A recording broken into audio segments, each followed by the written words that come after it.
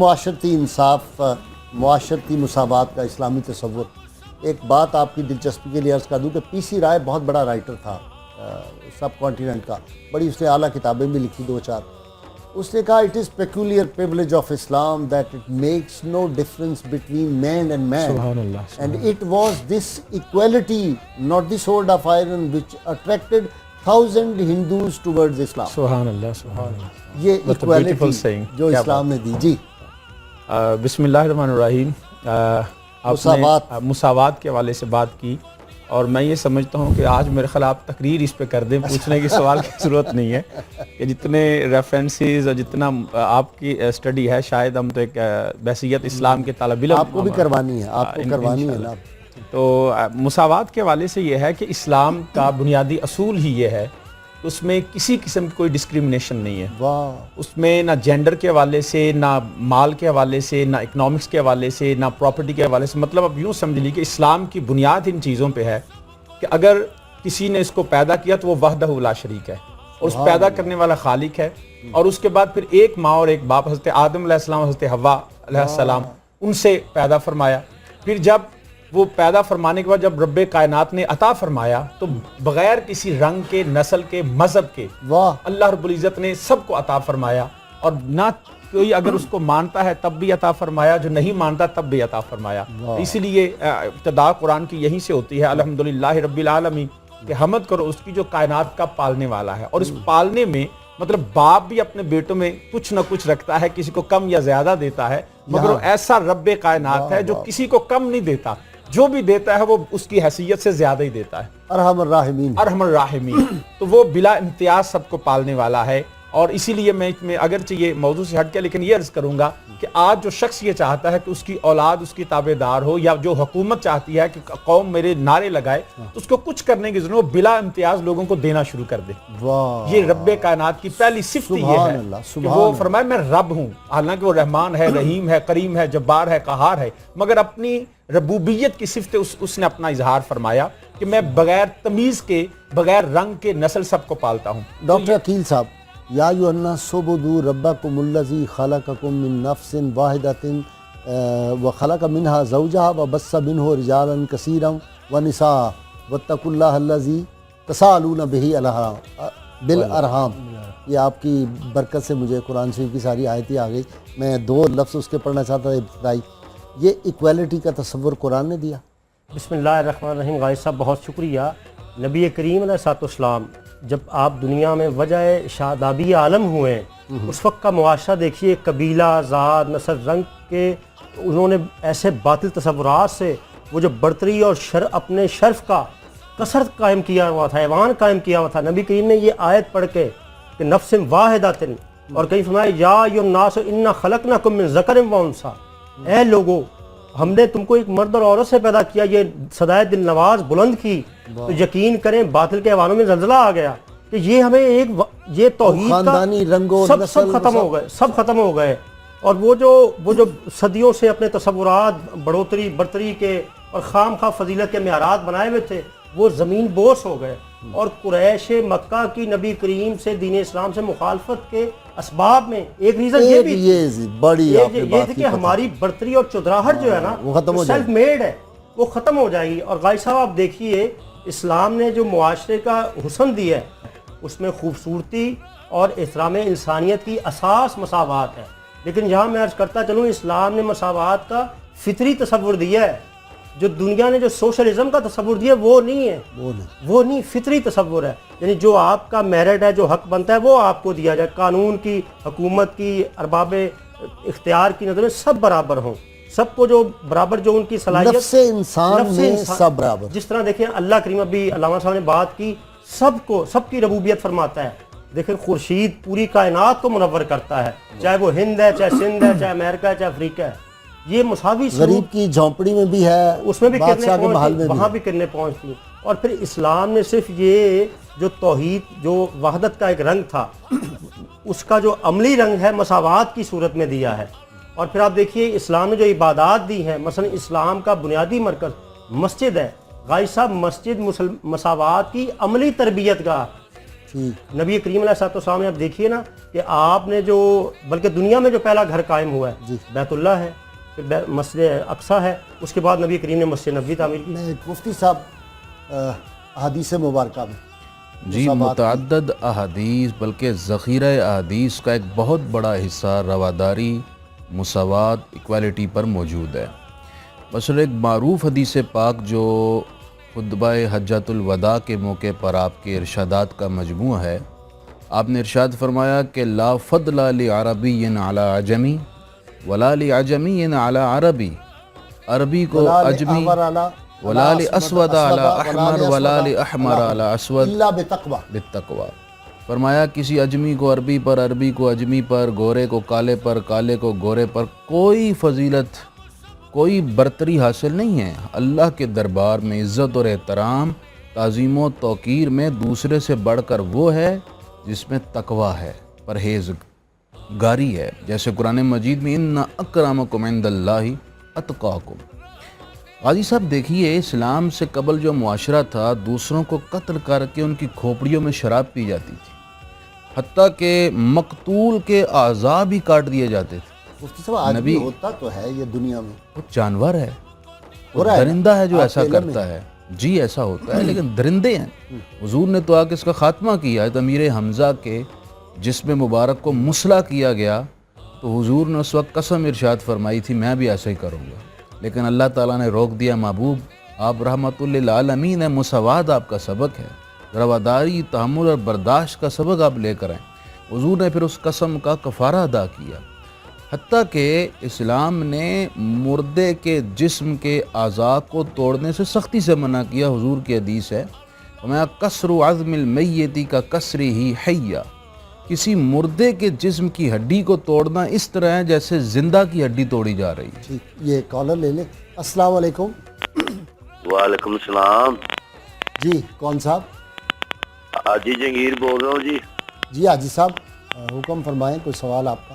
میں آپ کو مبارکباد پیش کرنا چاہتا ہوں جی، بہت شکریہ حاجی صاحب، اور پورے رمضان کا ثواب آپ نے لے لیا ہے۔ سبحان اللہ۔ اور ایک بات میں کہنا چاہتا ہوں کہ آپ نے وہ بادشاہ مسجد کا واقعہ کرنا مولانا غلام مرشد کا ہاں یاد تازہ کر دی ہے۔ سبحان اللہ، سبحان اللہ۔ بہت کم لوگوں کو اس کی کتابوں کا پتہ ہے۔ کے ایل گابا کی دوسری کتاب پیسو وائسز بڑی مشہور تھی اس دور میں، اور لوگوں نے پڑھا نہیں۔ پرافٹ آف دی ڈیزرٹ، اس نے سیرت پہ حاجی صاحب ایسی کتاب لکھ دی ہے کہ جس کا ایک ایک لائن آدمی پڑھے تو دل کرتا ہے وجد کرے اٹھ کے۔ پرافٹ آف دی ڈیزرٹ ایسی کتاب ہے، ہمارے لوگوں کو بعض اوقات پتہ ہی نہیں، کوئی بتاتا ہی نہیں ان کو کہ کون کون سی چیزیں پڑھنی چاہیے۔ جی وسیم، اب کتابوں کی بات چل پڑی۔ جی امریکہ کا کالا صدر بن گیا، خطبہ حجۃ الوداع نہ ہوتا تو یہ ہو سکتا؟ میں اس میں یقیناً یہ بات عرض کروں گا کہ امریکہ کا آج بنا ہے۔ 1955 میں ایک یوتھرین لوسی نام کی ایک عورت تھی جس کو جہاں پہ الباما یونیورسٹی میں اس نے اپلائی کیا۔ الباما یونیورسٹی نے اس کا اس لیے ایڈمیشن ریجیکٹ کر دیا کہ وہ کالی ہے، she was a black girl, اور اس کے بعد اس نے وہاں کی کورٹ میں چلی گئی۔ کورٹ نے اس کو کہا کہ اس کو ایڈمیشن دیا جائے۔ جب کورٹ نے ایڈمیشن دیا، اٹ واز 1955، جب کورٹ نے اس کو ایڈمیشن دیا تو 7000 اسٹوڈنٹ آف دا یونیورسٹیز اور آل کالجز دے ایکچولی ڈیمانسٹریٹ اگینسٹ دیٹ کہ ہم we can not sit with this black girl. یہ اور 1956 میں پھر یونیورسٹی دوبارہ اس کو نکال دیا۔ تو اٹ واز امریکہ ٹوڈے جو چیمپئن بنا پھرتا ہے ہیومن رائٹس کا، جس کو جینڈر ایکویلٹی کا، تو یہ 1956 کی بات ہے۔ ملکم ایکس رحمۃ اللہ علیہ کو شہید کر دیا ملکم گیا، ایکس بالکل ایسے اتنا شہید بڑا کر آدمی دیا۔ He was a great man, he was a actually this Obama. ہمارے یہاں مسلمانوں کو یہ پڑھانی نہیں چاہیے ہمیں ان کی بالکل ایسا ہی ہے، لیکن ملکم ایکس کو جانتا کوئی نہیں ہم ہمارے بدقسمتی سے جو آپ نے فرمایا کہ ہم شہید کتاب ہو چکے ہیں، ہمارے مزارات پہ کتاب یہ کتبہ لگے کہ ہم کتابوں کو ہاتھ نہیں لگاتے آج۔ یہ اوباما میں سمجھتا ہوں یہ میلکم جو ایکس ہے یہ اس کا ریزلٹ ہے۔ It was a revolutionary changes brought by the Malcolm x. بالکل، تو میں اس میں یہ کروں گا، یہ آج اوباما وائٹ ہاؤس کا ایک بلیک گائے بنا ہے، لیکن 1400 سال پہلے ایک کالے رنگ کا حبشی جس کو غلام سمجھتے تھے، وہ کعبے کی چھت پہ کھڑا ہو کے جب اللہ اکبر کی صدائیں دیتا تھا، تو this was actually revolutionary changes, جب اس وقت تصور نہیں کیا جا سکتا تھا، تصور نہیں کیا جا سکتا۔ جب مجھے یاد ہے کہ حضرت بلال حبشی رضی اللہ تعالیٰ، ابھی تک آپ نے نبی دامن مصطفیٰ کریم صلی اللہ علیہ وسلم میں نہیں آئے تھے، اور ایک نبی کے غلام پہ تشدد ہو رہا تھا، تو تو آپ امیہ بن خلف کے پیچھے کھڑے تھے چھتری لے کے, تو پوچھا کہ واٹ ہیپن ود ہم, اس کو کیوں مارا جا رہا ہے؟ تو اس نے جواب دیا, اس کو حضرت بلال حبشی کہتے ہیں مجھے پتا چلا کہ یہ ایک ایسا میسج دیتا ہے کہ تمام انسان اللہ کی بارگاہ میں اس طرح برابر ہیں جیسے کنگھی کے دانے برابر ہوتے ہیں. اللہ, فرمایا کہ یہ جب میسج, تو I was really shocked کہ کیا ہم اپنے آقا کے برابر ہو سکتے ہیں؟ یہ بلال حبشی فرماتے ہیں میں یہ سوچا کرتا تھا کہ اس کو تو مار پڑنی چاہیے کہ یہ اپنے آقا کی برابری کا دعویٰ کرتا ہے. جب دامن مصطفیٰ میں آئے تو اسی جو ان کو غلام سمجھتے تھے اس کائنات کے آقا کے غلام نے, اور ہمارے آقا حضرت بلال حبشی اسی جو نام نہاد مالک تھا آقا تھا امیہ بن خلف کو جو ہے وہ ان کو اس کو واصل جنت پھر کیا. اقبال کہتا ہے کہ اقبال یہ کس کے عشق کا فیض عام ہے, رومی فنا ہوا حبشی کو دوام ہے. حبشی کو دوام. سکندر مقدونیہ کا کوئی نہیں جانتا, کوئی نام لیوا نہیں ہے. بلال حبشی کا نام آتا ہے کہتے ہیں رضی اللہ تعالیٰ عنہ, گردنیں جھکا دیتے. ڈاکٹر صاحب, حضور سید عالمین صلی اللہ علیہ وسلم نے جو کچھ فرمایا پہلے کر کے دکھایا. غازی صاحب اسوہ حسنہ کا کمال یہی ہے کہ دنیا کے قائدین کو دیکھ لیں اور انسانیت کے قائد حضرت محمد مصطفیٰ کو دیکھیں کہ آپ انسان کو تصوراتی اور خیالی دنیا سے نکال کر حقیقی دنیا میں لے آتے ہیں. سبحان اللہ. اور مساوات کا رنگ دیکھنا, آپ نے جب بھی کوئی حکم دیا ہے, مسجد نبوی کی تعمیر دیکھیے, صحابہ کرام نے کتنا کہا کہ یا رسول اللہ آپ کرم فرمائیے, تشریف رکھیے, فرمایا نہیں میں بھی تمہارے ساتھ اس سعادت میں شامل ہوں گا. غزوہ احزاب دیکھیے, جب خندق کھودی جا رہی, آپ کے جسم اطہر پر مٹی ویسی لگ رہی جیسے صحابہ کرام کے. اور پھر غازی صاحب دیکھیے نبی کریم علیہ الصلوۃ والسلام نے دو پتھر باندھے ہوئے, صحابی ایک خود دو. اور پھر وہیں پر آپ ایک صحابہ کرام جب کدال کے ساتھ کھدائی کر رہے تھے, ایک چٹان ایسی سخت آ گئی ان سے وہ پاش نہیں ہو سکی تھی. انہوں نے نبی کریم علیہ الصلوۃ والسلام سے درخواست کی یا رسول اللہ مدد فرمائیے. پتہ چلا صحابہ کا غازی صاحب یہ عقیدہ تھا کہ جو کام ہم نہیں کر سکتے نبی کر سکتا, جو کوئی بھی نہیں کر سکتا. اور پھر آپ دیکھیے کہ امام حسن و حسین سے کتنا پیار عشق تھا نبی پاک کو, لیکن حضرت اسامہ بن زید سے بھی اسی طرح پیار کر رہے ہیں. بلکہ جب فتح مکہ کے وقت آپ کی سواری انٹر ہو رہی مکہ شہر میں تو حضرت اسامہ بن زید سواری پر بیٹھے ہوئے ہیں. تو یہ مساوات کے جو عملی پہلو ہیں یہ سیرت طیبہ بھی نظر آتے ہیں ہمیں. اچھا, جو خطبہ حجۃ الوداع, اس حجۃ الوداع کے موقع پر واپسی مدینہ منورہ میں لیٹ اس وجہ سے ہی کہ اسامہ ذرا گم ہو گئے تھے. آپ اندازہ کیجئے. اور غازی صاحب آپ دیکھیے اس کے ساتھ آپ پھر یہ ارکان اسلام دیکھ لیجئے. نماز میں وہ ایک ہی صف میں کھڑے ہو گئے, محمود و اجاز, نہ کوئی بندہ رہا نہ کوئی بندہ نواز, کوئی تفریق ہے ہی نہیں. اور پھر نماز کے بعد آپ حج کو دیکھیے, نماز میں تو حال ایک ہے کال ایک ہے, حج میں تو لباس بھی ایک ہو گیا. کہ دنیا کے کسی مذہب و ملت میں مساوات کا ایسا عملی رنگ چشم فلک نے نہیں دیکھا ہوگا. کیا نبی کریم گلستان ہی آباد ہو جاتا حج کے موقع پہ. اور غازی صاحب کالے رنگ کے بھی, گورے رنگ کے بھی, سرخ رنگ کے بھی, ہر رنگ, بلیو آئی, کوئی جغرافیہ نہیں, کوئی قبیلہ نہیں, سب ایک. پتہ چل رہا ہے کہ ایک ہی ذات کی یہ روحانی فوج نظر آ رہی ہے جو ایک ہی رنگ پیش کر رہی ہے, ایک ہی مرکز کے دیوانے, ایک ہی مرکز کے ایک ہی کعبہ کے فرزانے. اور غازی صاحب آپ دیکھیے مساوات وہ تصور ہے مومن کی زندگی کا, یہ کئی اخلاقی پہلوؤں کو سٹرونگ کرتا ہے اور کئی رذائل سے بچاتا ہے. مثلا تکبر کا خاتمہ کس سینس سے ہوگا؟ ایکویلٹی سے, مساوات سے ہوگا. عاجزی کس سینس سے آئے گی؟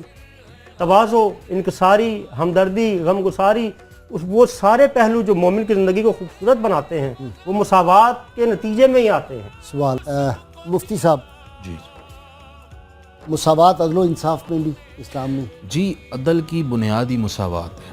ٹھیک, اگر مساوات نہیں ہوگی تو کبھی عدل قائم ہی نہیں ہو سکتا. سبحان اللہ. دیکھیں عدل اور انصاف ان دونوں کا معنی کیا ہے کہ دو حصوں کو برابر برابر رکھنا. اگر ایک حصہ بھی اوپر یا نیچے ہو گیا تو وہ عدل یا انصاف نہیں ہے. دراصل یہی مساوات ہے, برابر برابر. تھوڑا سا فرق ہے میرا خیال ہے. جی, آپ چونکہ بہت بڑے علمی شخصیت ہیں تو آپ سے ہم اپنی تصحیح بھی کرواتے ہیں. انصاف تو ہے برابر, نصف نصف. جی بالکل. عدل یہ ہے کہ جو کسی کا بنتا ہے وہ اس کو پہنچے. جی بالکل دیا. وہ زیادہ بھی ہو سکتا ہے, وہ کم بھی ہو سکتا ہے. عدل یہ ہے کہ جو جس کا جتنا حق ہے وہ چلا جائے. اتنے ٹیکنیکل سا جزیاتی فرق ضرور ہیں, لیکن اجتماعی طور پر, مجموعی طور پر اس کا مفہوم ایک جیسا لیا جا سکتا ہے. یعنی دونوں پارٹیاں برابر رکھیں گے. جی, پارٹیاں برابر رکھیں گے تب جا کر مساوات ہوگی, اور مساوات کی بنیاد پر پھر عدل اور انصاف قائم ہوگا. وہ کیا ہے قبیلہ بنو مخزوم کا, نہیں سیدنا عمر, ہاں یہ پہلے آپ سنا لیں. وہ جو ایک خاتون کی چوری پکڑی گئی جی اور اسامہ بن زید کو سفارشی کے طور پر وہ لائے اچھا کہ کسی طریقے سے معاف کروا دیا جائے. اچھا کبھی چشم فلک نے مساوات کی ایسی مثال دیکھی؟ تاریخ انسانیت بھی حیران تھی. نبی کریم علیہ السلام نے اسامہ سے ناراض ہو گئے اچھا جنہیں اب اپنا بیٹا کہا کرتے تھے. سبحان اللہ. یہاں تو بیٹوں کی رعایت کرنے کے لیے کیا اور بیٹوں کو سلاسل سے چھڑانے کے لیے آسمان و زمین ایک کر دیے جاتے ہیں قانونی بدل اور جاتا ہے. پیسے بہائے جاتے ہیں, قانونوں کی تو دھجیاں بکھیر دی جاتی ہیں. نبی کریم علیہ السلام نے فرمایا ان کی جگہ اگر میری لخت جگر فاطمہ ہوتی تو پھر بھی میں ہاتھ کاٹنے کا ہی حکم دیتا اور اللہ کا جو حکم ہے اسے قائم رکھتا. یہ تھی قانونی مساوات. حضور معاشرتی مساوات کا اس درجہ خیال فرماتے کہ جب آپ کی مجلس میں کوئی چیز تقسیم ہوتی تو آپ کی عادت مبارکہ تھی دائیں طرف سے تقسیم کیا جاتا.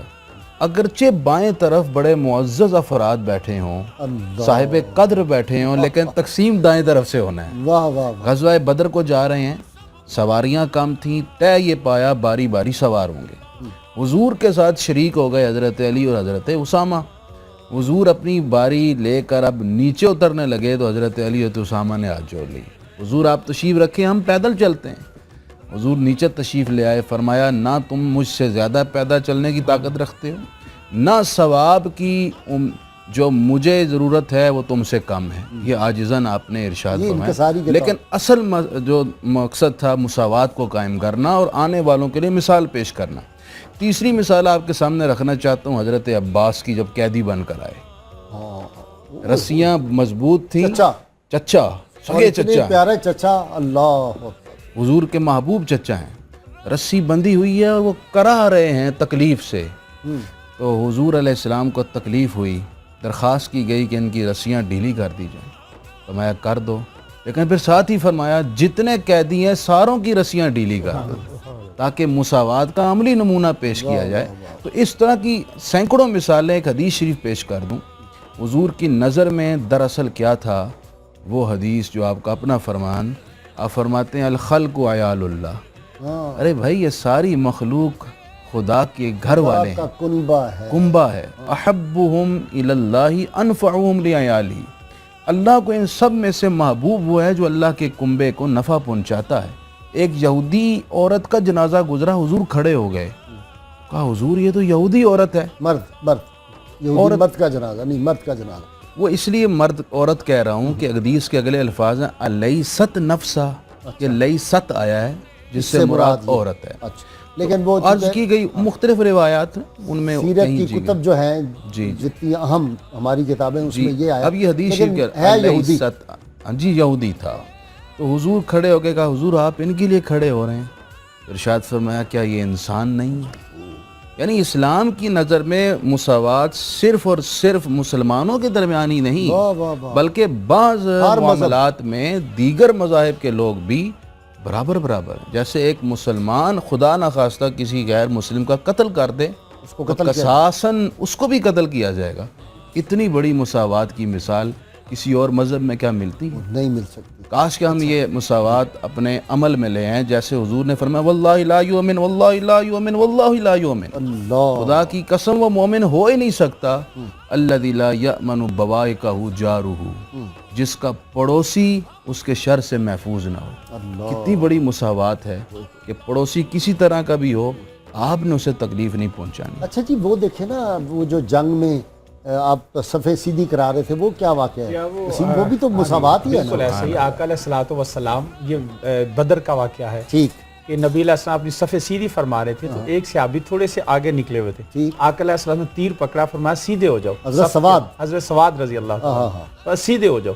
تو سیدھے ہو گئے تو عرض کی یا رسول اللہ صلی اللہ علیہ وسلم مجھے تکلیف ہوئی ہے, یا رسول اللہ میں بدلہ لینا چاہتا ہوں. آقا علیہ الصلوۃ والسلام نے فرمایا ٹھیک ہے. اب وہ صحابہ جو جان دینے کے لیے اور جان لینے کے لیے نبی کے نام پہ بالکل تیار تھے, ان کے یکدم جو ہے وہ چہرے جلال میں آ گئے. انہوں نے کہا کہ آقا علیہ الصلوۃ والسلام سے یوں بدلہ. میرے آقا نے فرمایا نہیں ٹھہر جاؤ, سواد آؤ تم اپنا بدلہ لے لو.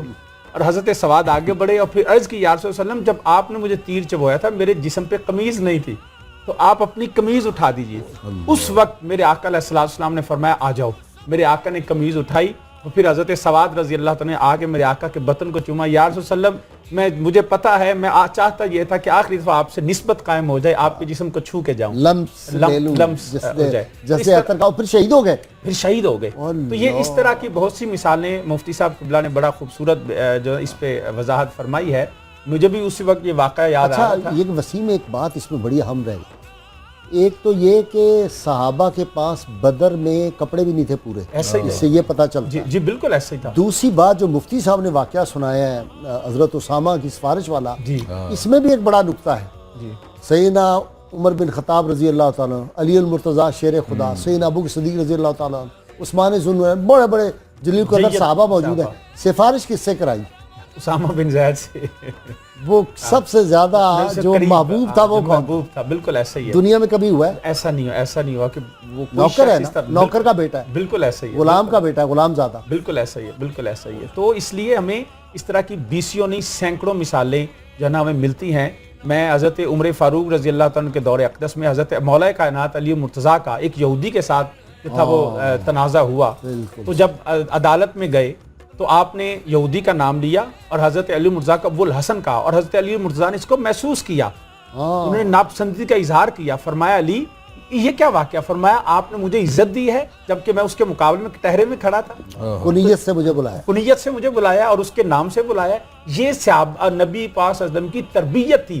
حالانکہ ہمیں کوئی ایسے اوبلائج کرے تو ہم تو کہتے ہیں یار میری تو جاجنا بڑی بنی ہوئی ہے, مگر وہ دیکھیں یہودی کا وہ جو زرہ والا ہے, غلام حسن اور قمبر غلام دو پیش کیے, گواہی نہیں لی جائے. انٹرسٹڈ وٹنس وہاں سے شروع ہوا کہ نہیں اس کی گواہی. میں اس میں کمال کی بات کیا, مطلب اس طرح کی. اور آقا علیہ الصلوۃ والسلام نے اپنے صحابہ کی بھی اس طرح تربیت فرما دی کہ بلکہ قرآن کریم میں جب آتا ہے نا حضرت اس نے کہا اگر یہاں میری لخت جگر فاطمہ ہوتی تو اس کے پیچھے بھی باقاعدہ ایک تھا کہ جو پہلی قومیں تھی بالخصوص یہود و نصارہ وہ ایکچولی اس لیے تباہ ہوئی. ہاں اسی لیے ان کی تباہی کا سبب ہے کہ وہ امیر کو طاقتور کو ان کے لیے قانون کچھ اور ہوتا تھا اور غریبوں کے لیے کو. اور قرآن نے کہا مما کنتم تخفون من الکتاب, تم جو کتاب میں وہ سزائیں ہیں وہ غریبوں وہ چھپا لے تو جو امیر کی باری آتی ہے. ویسے ہمارے ہاں بھی ابھی یہ کام تو چل, یہ میں ایک مرض کروں نہیں لگتا اس پہ میں نے تھیسس بھی لکھا ہے, violation of human rights, effect of culture and religion. میں اس میں نے یہ لکھا ہے کہ بدقسمتی سے ہم نے اسلام کو صرف عبادات کے لیے قبول کیا, معاملات کے لیے نہیں کیا, مذہب کے طور پہ لیا, دین کے طور پہ نہیں لیا. اس وقت پوری دنیا میں بھی جہاں جہاں مسلمان ہونے کے ناطے سے اس طرح کی وائلیشن کرتا ہے ہیومن رائٹس کی اور مساوات کا انکار کرتا ہے, ذات پات پہ جو تھا اس پہ بلیو کرتا ہے, اپنے آپ کو چودھری اور کمی کے تصور کو پیش کرتا ہے, تو اس کے پیچھے ایکچولی ہے کہ ہم نے اپنے کلچر کو نہیں چھوڑا. ہم نے اس کلمہ تو پڑھا لیکن مصطفیٰ علیہ الصلوۃ والسلام نے جو اسلام ایک کلچر کا نام ہے, ایک تہذیب کا نام ہے, پوری ایک نظام زندگی کا نام ہے. ڈاکٹر صاحب غازی صاحب نبی کریم آئلی زندگی گھریلو زندگی میں بھی مساوات کے ہمیں مظاہرے ملتے ہیں. نبی کریم علیہ الصلوۃ والسلام نے اس دور میں آپ دیکھیں جب کیسر و کسریٰ کی حکومتیں تھیں, حاکم کے لیے استثنائی صورت کو نبی پاک نے ختم کیا, اپنے آپ کو پیش کر رہے ہیں. جو ایگزیمپشن کا تصور جو باطل آیا ہوا ہے نا, نبی پاک نے ختم کیا. غزوہ بدر میں اپنے آپ کو پیش کیا, اور بھی ایک دو موقع حضرت عکاشہ والا واقعہ جو ہے رضی اللہ غازی صاحب نبی کریم علیہ الصلوۃ والسلام نے مسجد نبوی میں نشست و برخاست میں کوئی خاص جگہ نہیں اپنے لیے بنائی ہوئی تھی, بالکل ایک ایکول. کئی لوگ اگر پوچھتے تھے تمہیں محمد رسول اللہ کون, محمد بن عبداللہ کون. ڈاکٹر صاحب حضرت عکاشہ رضی اللہ تعالیٰ نے جو واقعہ ہے یہ نبی کریم صلی اللہ علیہ وسلم کے وصال پاک سے چند دن پہلے ہے. یہ جا کے کہتے ہیں کہ یا رسول اللہ ایک مرتبہ اس طرح ہوا تھا کہ آپ نے مجھے ایک نیزہ یا وہ جو چڑی تھی اس سے مجھے تکلیف پہنچی تھی ایک سفر کے دوران, تو آپ صلی اللہ علیہ وسلم سے میں بدلہ لینا چاہتا ہوں. آپ نے کہا لے سکتے ہو بدلہ. تو انہوں نے عرض کیا یا رسول اللہ اس وقت آپ کے ہاتھ میں وہ فلاں قسم کی چھڑی تھی. آپ نے سیدنا بلال حبشی رضی اللہ تعالیٰ کو کہا کہ جاؤ وہ میری لخت جگر فاطمہ کے ہاں پڑی ہوئی ہے وہ چھڑی جس کا یہ ذکر کر رہے ہیں. سیدنا بلال حبشی نکلے اور کتابوں میں آتا ہے کہ وہ سر پہ ایسے ہاتھ رکھ کے روتے ہوئے جا رہے تھے کہ لوگوں حضور سے بدلہ لے رہے ہیں. جب سیدہ فاطمہ رضی اللہ تعالیٰ عنہ کو پتہ چلا تو انہوں نے حسنین کریمین کو بھیجا کہ تم جاؤ اور جا کے اپنے آپ کو پیش کرو کہ ہم سے بدلہ لے لو, نانا جان سے نہ لو. دیگر صحابہ نے کہا, حضرت عکاشہ رضی اللہ تعالیٰ عنہ ان کی تو نیت اور تھی, انہوں نے کہا نہیں جی میں نے بدلہ لینا ہے اسی چھڑی سے لینا ہے. جب وہ چھڑی لے کر آئے انہوں نے ہاتھ میں پکڑی اور جا کے رسول اللہ صلی اللہ علیہ وسلم کے وہاں بوسے دینے شروع کر دیے. مور نبوت کو کہا یا رسول اللہ اصل تو میں یہ چاہتا ہوں. واہ واہ سبحان اللہ. آپ سے بدلہ نہیں مجھے لیکن غازی صاحب اس میں نبی کریم نے تو اور حضور صلی اللہ علیہ وسلم پھر ارشاد فرمایا کہ جنت میں یہ میرے ساتھ ہوگا اوقاشا، جسے جنتی کو دیکھنا ہو اس کو دیکھ لے. یہ ہے، یہ تصور یہ کوئی دے سکتا ہے؟ بالکل نہیں دے سکتا. غازی صاحب اسی فکر کو صوفیاء کرام لے کر آئے ہیں. مجھے ایک واقعہ یاد آ رہا ہے اگر آپ اجازت دیں. حضرت میاں شیر محمد شرپوری رحمۃ اللہ علیہ، آپ کھانا جب دسترخوان بچھاتے تھے نا تو خود ان کی وہ جو کہہ لیں برتن ہوتا تھا کھانا ڈالتے ہیں. یہ وسیم کا پیر خانہ ہے جی ہمارا بھی ماشاءاللہ ایک ہی، اور آپ کی بھی بڑی کلوز نسبت رہی ہے ماشاءاللہ ان سے. تو غازی صاحب ایک دفعہ نا کوئی چودھری آ گیا، آپ نے فرمایا بھائی جتنے بیلی سب آ جائیں دسترخوان پر، تو سب آ گئے. آپ نے 2-3 بار پوچھا، چودھری کہا نہیں جی سب آ گئے لیکن میرا کمی بیٹھا ہوا ہے باہر. فرمایا اچھا تم ادھر کھانا کھاؤ، میں اس کے ساتھ کھانا کھاؤں گا، وہ تمہارا کمی میں محمد مصطفیٰ کا کمی. کیا غازی صاحب یہ برتری اور افضلیت کے اور پرومیننٹ ہونے کے باطل تصورات کو نبی پاک سے فیض لے کر جس طرح صوفیاء نے ختم کیا ہے، آج پھر وہی ضرورت ہے اسی فکر کو پروموٹ کیا جائے کہ صوفی ریئلسٹک ہوتا ہے، وہ حقیقی زندگی جانتا ہے. کیا غازی صاحب صوفی خاک نشینوں کو اوج ثریا عرش نشین بنا دیتا ہے، اور آج مریخ اور چاند تک جانے والے جو دنیا کو انہوں نے نظام دیا ہے وہ کلاس سسٹم کدھر سے آیا ہے؟ وہ ختم ہی نہیں ہو رہا. لوئر کلاس وہ انشاءاللہ ختم ہوگا تو اسی فکر سے ہوگا. جی ایک کالر لے لیں. السلام علیکم. وعلیکم السلام. شاہد حسین کراچی سے. جی فرمائیے شاہد صاحب. 2 سوالات تھے. ایک تو یہ کہ اتنے اسلامی ملک ہیں ہمارے ہاں 57 تو اس قسم کی مساوات آج کل کون سے اسلامی ملک میں قریب تر ہے؟ دوسرا یہ عرض کرنا تھا کہ اسلامی بینکنگ کے بارے میں کہا جاتا ہے سود سے پاک ہے، لیکن یہ سود سے پاک ہے نہیں، یہ تو اسٹیٹ بینک کے ماتحت ان کے کہنے پر یہاں سے منافع میں اضافہ اور کمی ہوتی ہے. یہ ہمارے ایک مفتی صاحب آیا کرتے ہیں، ان کو ہم بلاتے ہیں. میں اپنے کوارڈینیٹر سے کہتا ہوں کہ ان کو بلا لیں جو بینکنگ پہ اتھارٹی ہے. میرا خیال ہے مفتی صاحب انہی سے ہم پوچھیں ہیں جو مفتی صاحب ہمارے آتے ہوتے ہیں. اور دوسرا سوال اگر آپ چاہیں تو اس کا جواب دے سکتے ہیں. وہ کہتے ہیں کہ اس وقت 57 اسلامی ممالک میں سے کون سا اسلام کے قریب آپ کو نظر آتا ہے؟ افسوس سے کہنا پڑتا ہے. اسلام کے قریب وہی ہوگا جو جتنا زیادہ قرآن کو فالو کرے گا. مساوات کا سبق قرآن میں. نام آپ نہیں دے سکتے کسی کا؟ جی میں تو نہیں نام دے سکتا. افسوس ہے اس بات پر بھی کہ ہمارے ذہن میں کوئی نام نہیں آ رہا.